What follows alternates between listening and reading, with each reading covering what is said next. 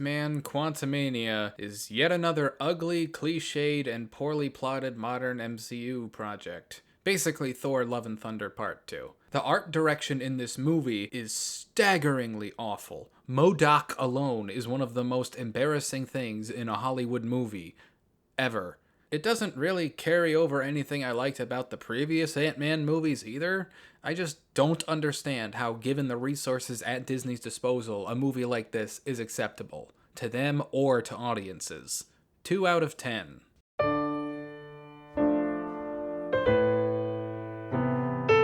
By Chapter 4, you just have to not care about John Wick's overarching story and be willing to roll with whatever silly characters and gimmicks they throw into it. What the fuck even is Donnie Yen in this movie? What even is Bill Skarsgård? Retroactively, knowing we're getting a Part 5 is annoying, given how this one's ending is pretty conclusive. The core experience of John Wick as an action franchise is as strong as ever, but it's the bells and whistles that are getting a little stale. 6 out of 10.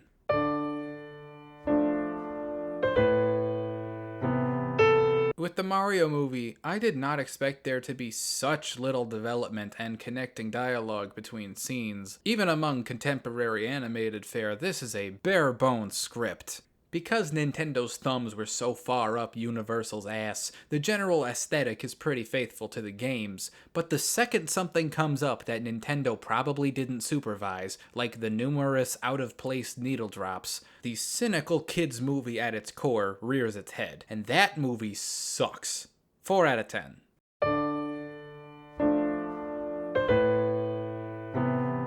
Guardians of the Galaxy 3 is more of whatever it is you enjoy about the series. The action holds up, the character dynamics holds up, the story holds up. I think aspects of the art direction are a little stale, but that's a Marvel staple at this point. And the weird way they follow up on that Adam Warlock plot from Volume 2 might as well not be included at all. It's an overall fine movie. 6 out of 10.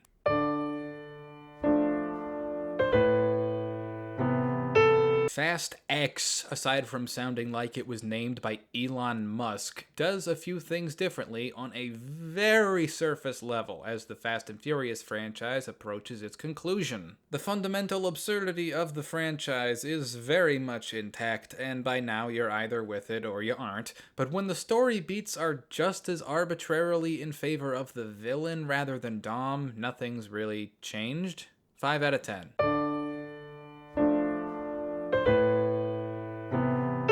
Using a video game analogy, Spider-Man Across the Spider-Verse is a real Doom Eternal. It's the same cutting-edge artsy shit from Into the Spider-Verse, but you're expecting it all this time and cohesion kinda takes a backseat to showing you more cool shit. 8 out of 10.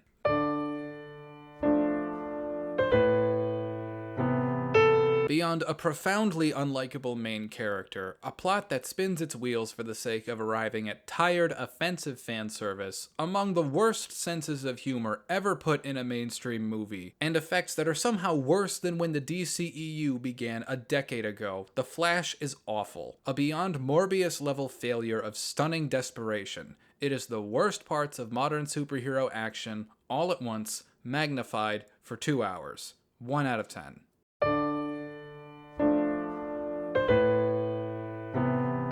Skinamarink is like a film adaptation of turning the corner in your home at night and seeing something you don't recognize stare back at you. It's abstract, anti-populist horror, and I actually had to pause it towards the end to slow my heart rate down. 8 out of 10.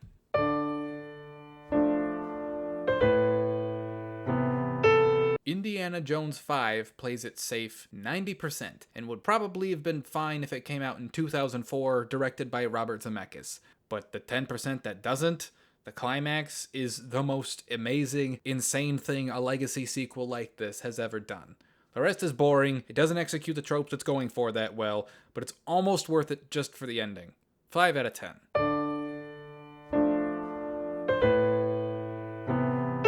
Evil Dead Rise is, in essence, an accelerated reel of horror gags and set pieces.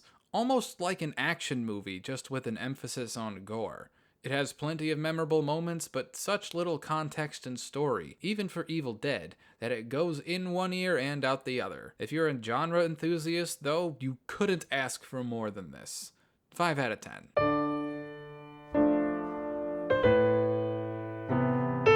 I feel similarly about the new Mission Impossible as I do about John Wick 4, where the franchise is almost ready to jump the shark, but it still leaps and bounds ahead of its contemporaries in terms of stunts and fun character moments.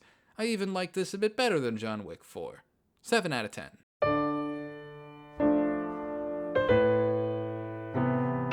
Like all Greta Gerwig films, Barbie is a coming-of-age movie.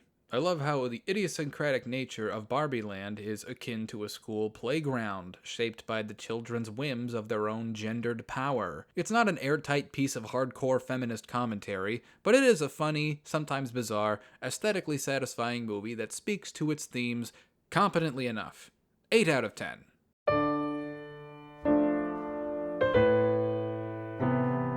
Christopher Nolan wields Oppenheimer's story as though it isn't based on an actual historical guy, but rather a set of mythological symbolisms. To be honest, Oppenheimer's real-life personal drama doesn't interest me in the slightest, so Nolan using his story to outline the grander apocalyptic checkmate the world is in is fine by me.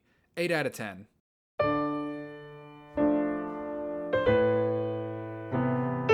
The Meg 2 was never gonna be a good movie, but it's not even a competently shot movie. Every time the camera moves, it's like a good second behind where the subject of the frame is supposed to be. Jason Statham also swims in water that's farther down than Mariana's Trench, so in this movie he's canonically stronger than the Ocean Gate submersible. Low 3.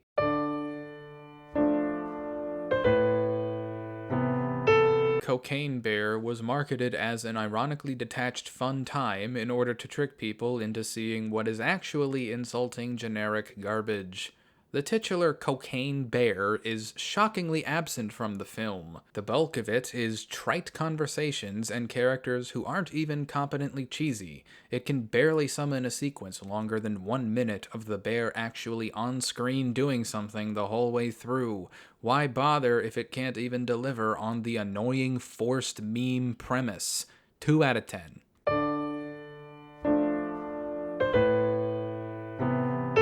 I like Scream 6 about as much as I like any other Scream sequel. Not that it doesn't have its moments, but these movies constantly having to justify themselves with a new meta-commentary and motivations for ghost face killers that are related to that commentary is tired. To make matters worse, I think this new core cast of characters is a serious downgrade from Sydney, Dewey, and Gale. 4 out of 10.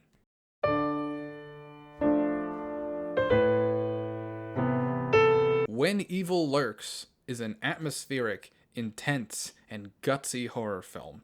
It takes risks, and they pay off. Except the heroes are dumb as a bag of rocks. I understand that's the point sometimes, but still, it's so telegraphed when they're making the wrong choice, too. I would still recommend it. It does plenty to stand out in a positive way. 6 out of 10.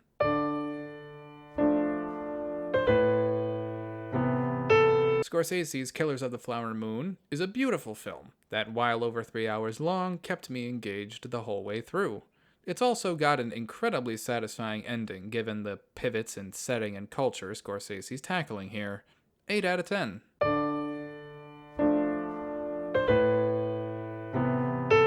Blue Beetle is like if the Skateboard Kid cost $200 million and was written for white dudes who say, "Ya kids ready to vamonos?" when they get the check at Mexican restaurants. The CGI backgrounds in this look straight out of Crackdown, all the one-liners are total duds, and Susan Sarandon looks baffled by every word of exposition she's saying. 3 out of 10.